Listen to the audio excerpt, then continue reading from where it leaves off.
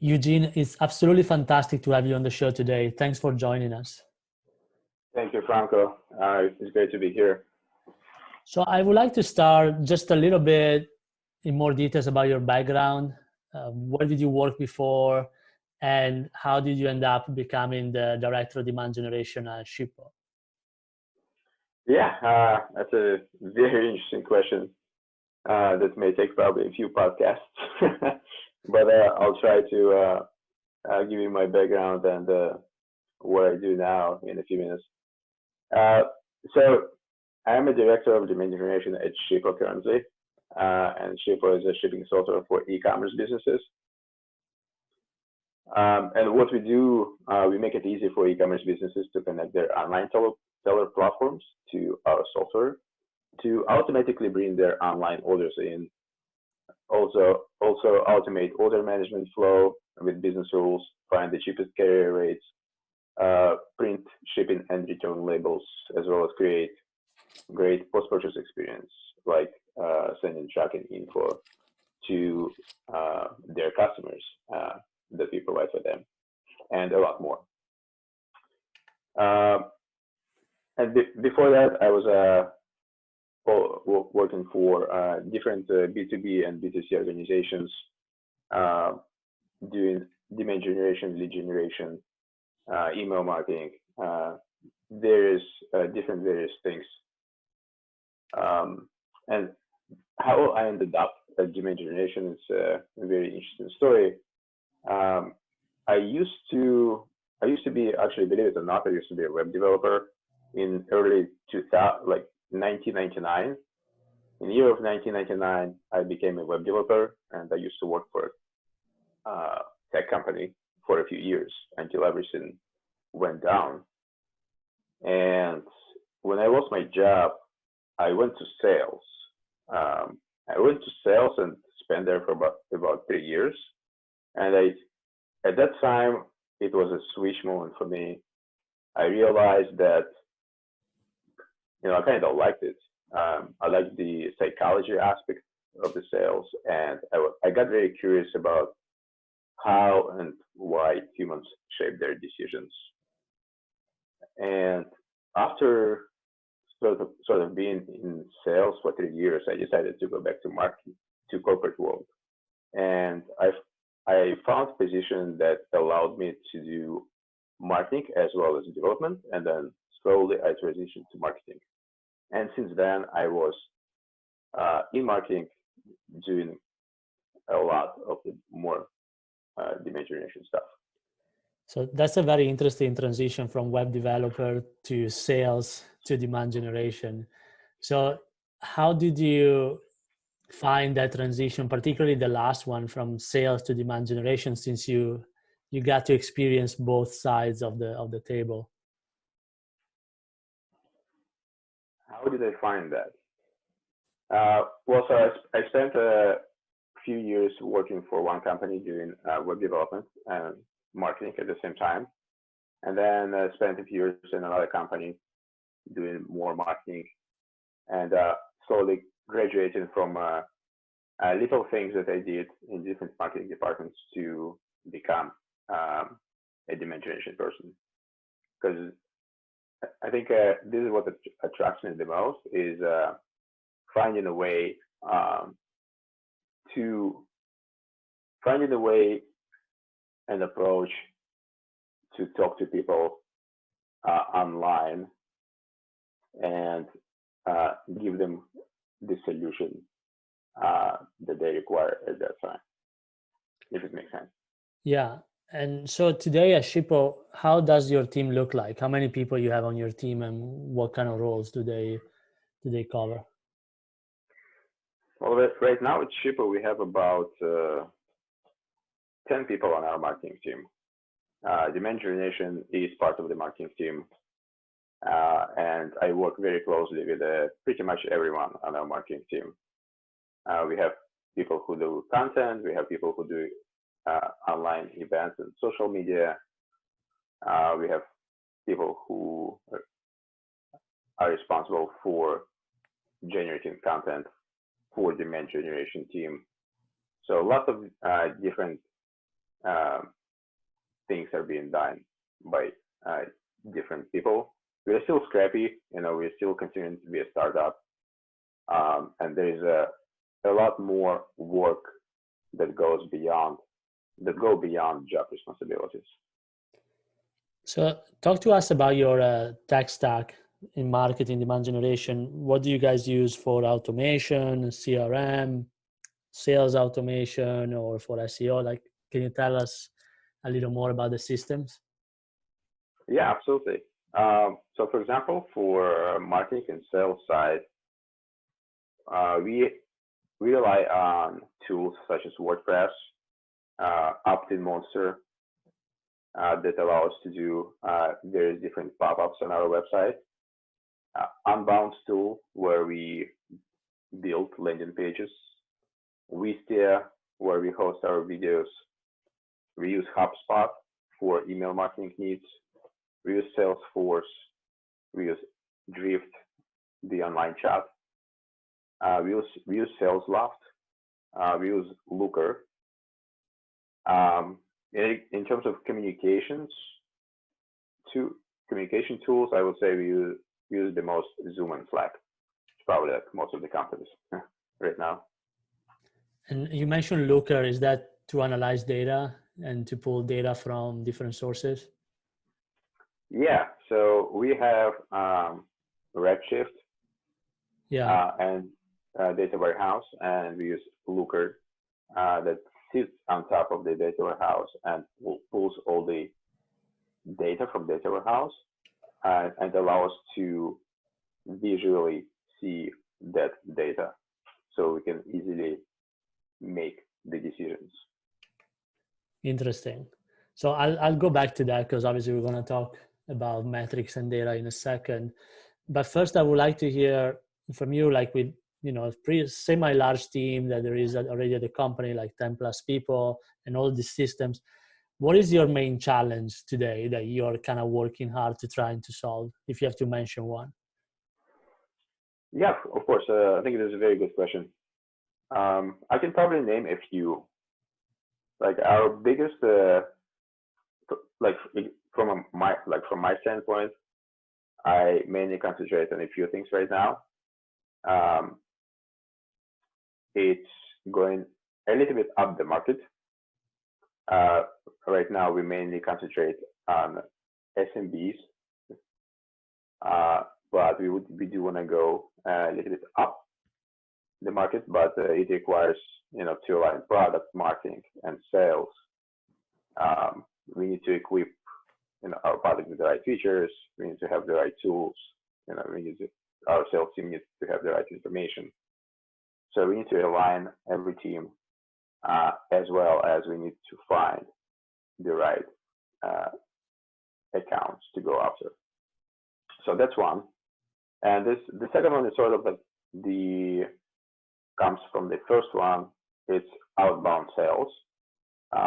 Basically, we're trying to figure out how to leverage the buyer intent signals right now and data that we get from various places to our advantage, so we can close more deals and faster. Okay, so figure it out. You're basically trying to transition more aggressively to an account-based marketing, moving up market. And so you want to leverage more of the intent signal from these large companies? Yeah, so it's two sides. We still want to concentrate on SMBs. We still want to scale our channels where we see the good results coming, where the channels where we acquire SMBs. Plus, we want to go up the market a little bit, and we are using different softwares to find buyer intent data and signals that can tell us, oh, okay, so this account could be in market right now, so we want to go after that account. We want to have our SDRs reaching out to that account and open opportunities and close those opportunities. What kind of software are you using today for that, or like what kind of data are you looking at to infer that intent? Yeah, it's a great question. So one of the examples is we are looking at Capterra, right now. And the signals that we are looking at is, did this account visit our Capterra listing? Did account visit our competitors' listing? Did account visit the categories where our listings are at? And things like that. And we look at the company size. We look at the company revenue. We look at high potential. Basically, combining all the signals and looking at the accounts that are more likely to be to become opportunities and to be closed later on. Do you guys also track anonymous visits to your site in case one of those large accounts or target accounts land on your site without converting? This is something that we are looking at right now, but we haven't implemented it yet. Okay. And in terms of your lead source, and I know you probably have different segments on SMBs and mid-market and kind of going up market to enterprise, but if you have to look at your top lead sources today, what are they and what are your leads coming from? It's a great question. So we have, I would probably just name a few. The top two, I would say, we have Adwords and organic. We heavily invest in SEM, and we heavily invest in our content that we produce. Is your content mostly blogs, or you guys also do ebooks or webinars, podcasts? What kind of content do you guys work on? Yes, we do create lots of blogs. We do have lots of webinars, and we do create ebooks as well as different benchmarks reports that could be helpful for businesses, so they could see how they stack up against competition. Awesome. So I want to go back to the metrics part, because it's something I'm always very interested. So what kind of metrics are you tracking today regularly that you monitor daily or weekly? So what's on your dashboard and what do you report at the executive level? Yeah, so I think I will break this question into a few different parts, because I've heard that executive level metrics and the metrics that, for example, our team cares about. So from a demand generation standpoint of view, I'd say we look at how much we spent in each channel, in each campaign, the number of sign-ups we are getting, what was the cost per sign-up, how many customers we are getting from the sign-ups, and what is the cost per customer, what is the activation rate, and by activation rate I mean how many sign-ups become customers. So we look at that rate. We look at revenue, we look at the payback period, we look at the customer lifetime value to customer acquisition cost rate. So this is mainly like what we care about. From a more of like a executive standpoint of view, I would say on a quarterly basis, probably the metrics the most that our executive team cares about is how many sign-ups we get, how many customers we get, and what is the revenue. Your SMB customer that you said you track sign-ups, are they self-serve in terms of model, like business model, or they still have to go through your account executive or SDR in order to be converting to customers? So we have a few different products. We have a web app and we have API. API is more for larger customers because they already have their own infrastructure, and it's easier for them to use our API to get the live rates, to get the live carrier rates, and buy shipping labels. For a smaller segment, for SMB segment, most of the people use web app, and a lot of them are self-serve. But we do help some people get onboarded. We have a very good sales team, and they help basically people who need help to get onboarded. So when you look at attribution, even for that segment, do you look more at the first touch campaign, that where the leads originated, or what got them to convert as a sign up, or is a combination of them and you look also at a multi-touch level? That's a very good question. Right now we are looking at the first touch.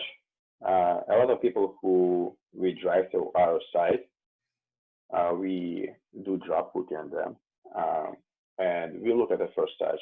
So basically, if you come from, let's say, from our ad in Google, and then you leave and come back, let's say, from Facebook in 15 days, you still will be attributed to the ad that you clicked on inside Google.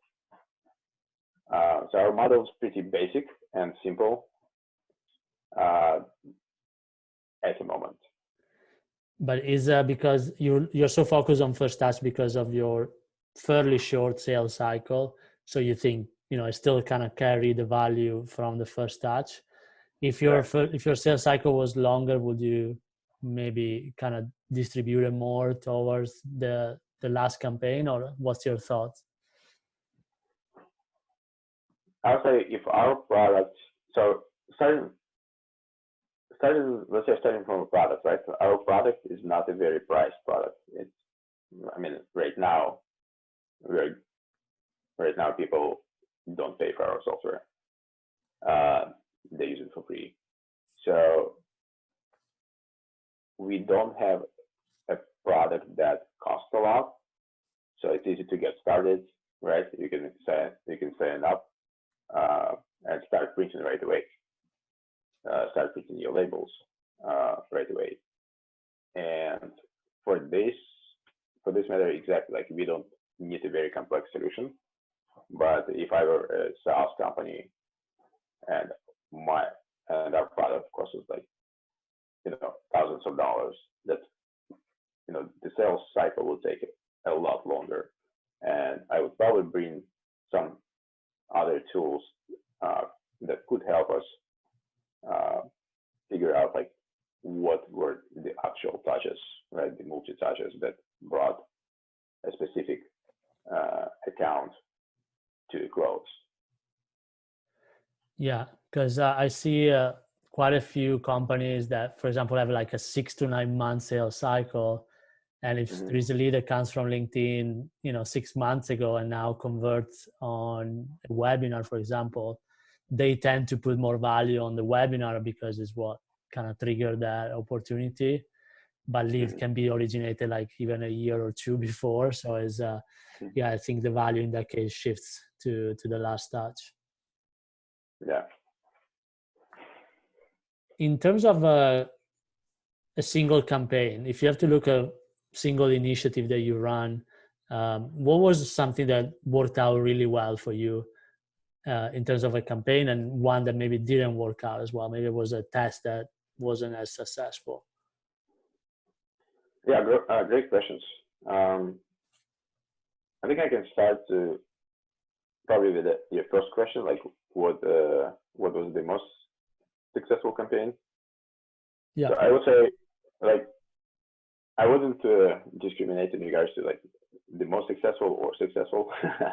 So I would just probably give an example of just successful campaign, if it's okay. Yeah, that's great. What's working for us really well right now?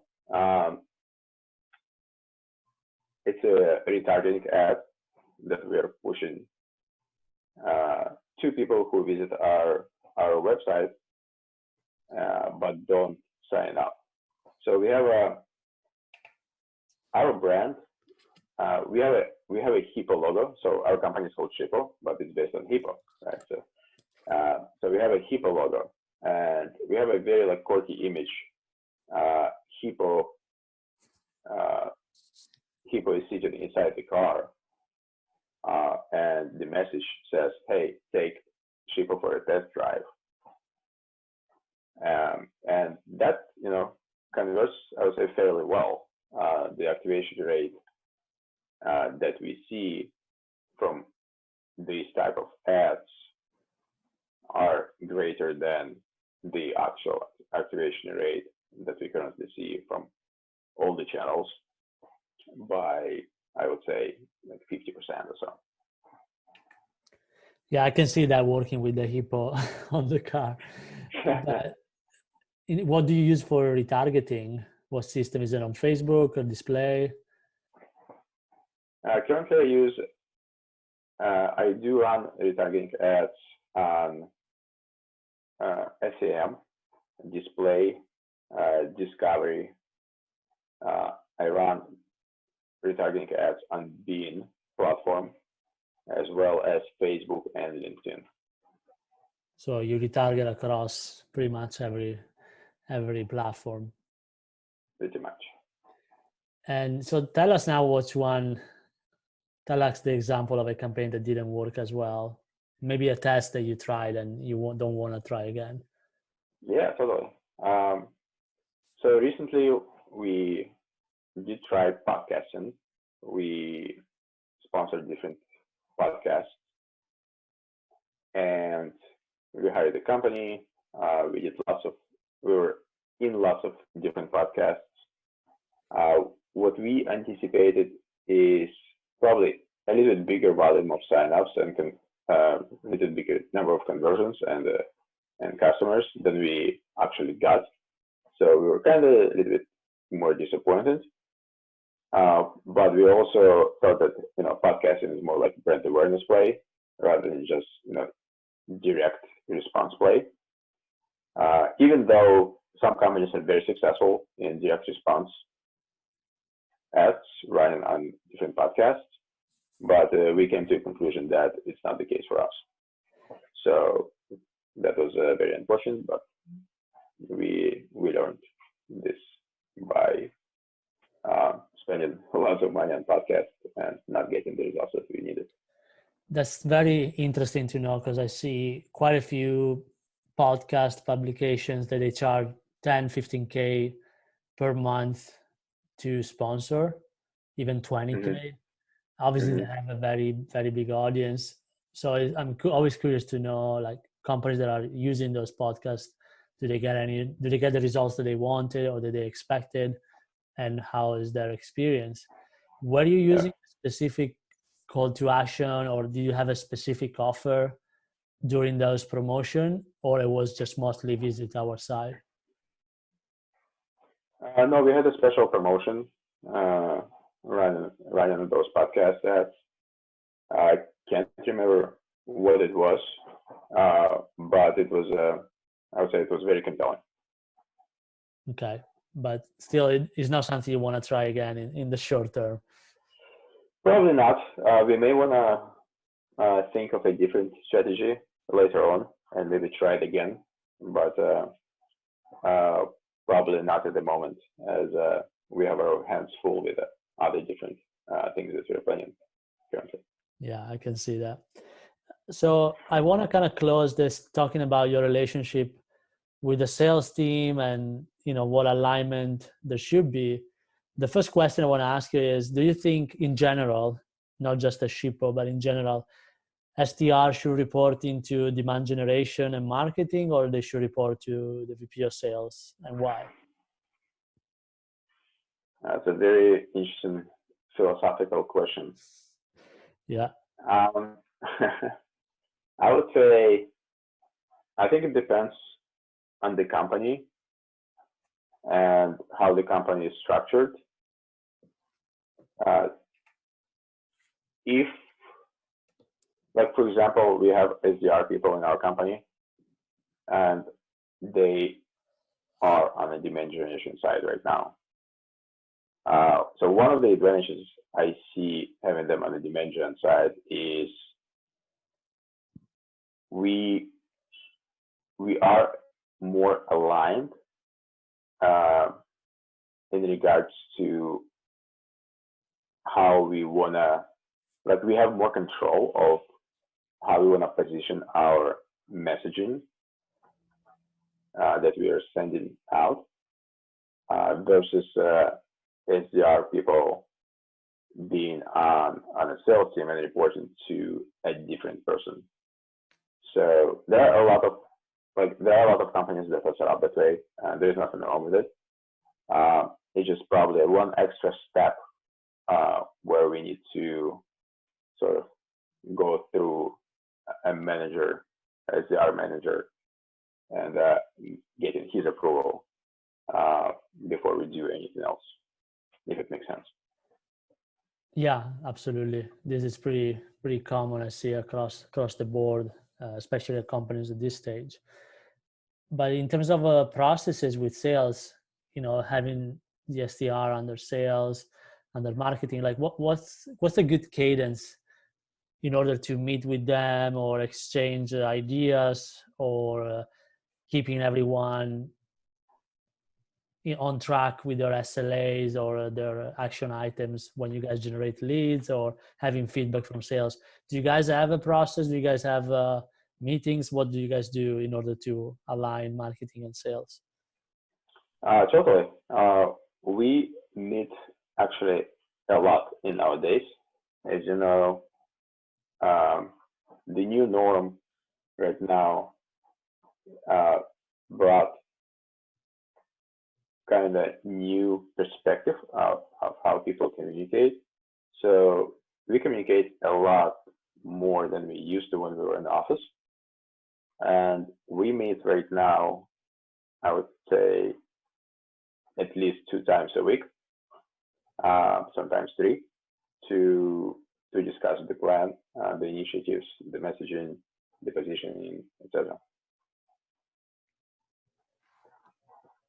Do you also participate like to forecast calls, like quarter QBR or sales kickoff and all of that? How is that? Who from the marketing team usually attends those meetings? So for example, from a high level perspective, like if we need to meet with an executive team, we have a VP of marketing. If we need to create forecast plan on what we'll do next quarter or this quarter, or how the next year will look like, the channels that I'm responsible for, I'm the one who's driving that initiative. Got it. Perfect. And so I want to kind of close with one question that I usually like to close every episode is, can you share with us one hack or one trick or maybe something that is quick to implement that we can try, that can be very profitable or has worked really well for you? Sure. I remember, so I used to work for a startup a while back. It was a startup similar to Quora company. We had a Q&A marketplace where one of the sides of the spectrum, on one of the sides of the spectrum, we had people who had questions. And on another side, experts who would answer those questions. So whenever people posted a question, it went to marketplace and an expert could answer a question. But we wanted to monetize that process. So we were charging money, $5 or $5 or $10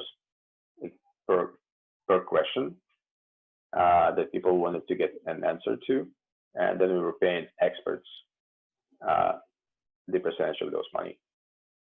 So a lot of people sort of fell from the funnel.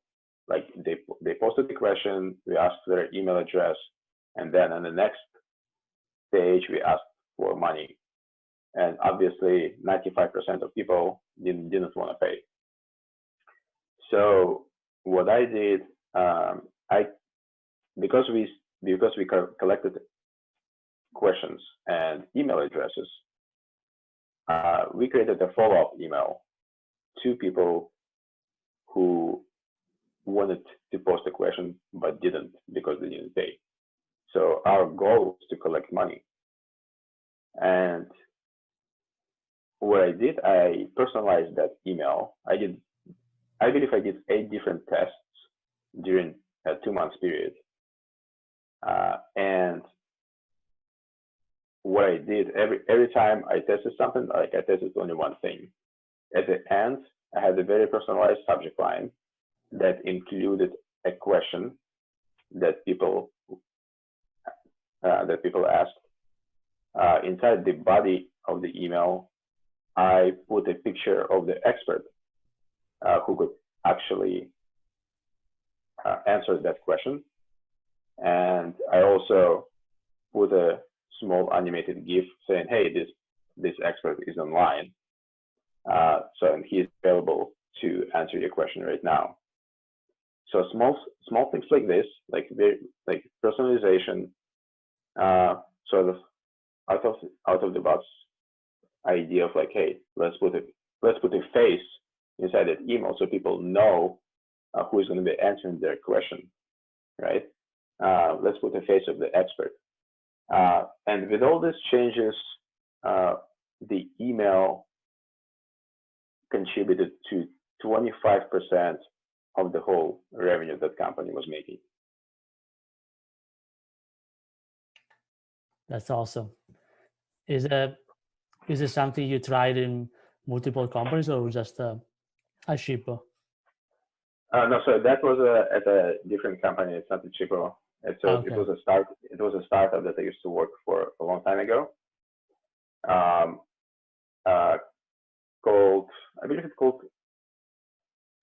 I don't actually remember the name. It was like 4 years ago, 5 years ago. But unfortunately, it didn't go anywhere. It closed its doors. But this is one of the hacks that I tried, and it actually worked because we were able to increase the revenue.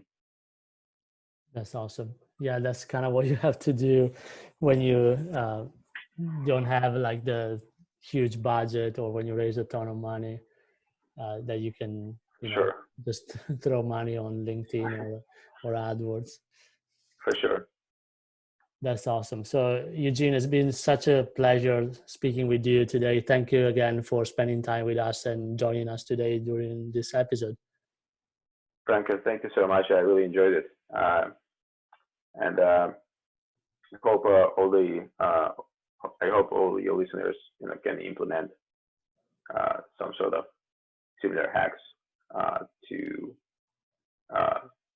apply this sort of hacks to their work. Awesome. Thanks again, Eugene. You're welcome. Thank you for having me.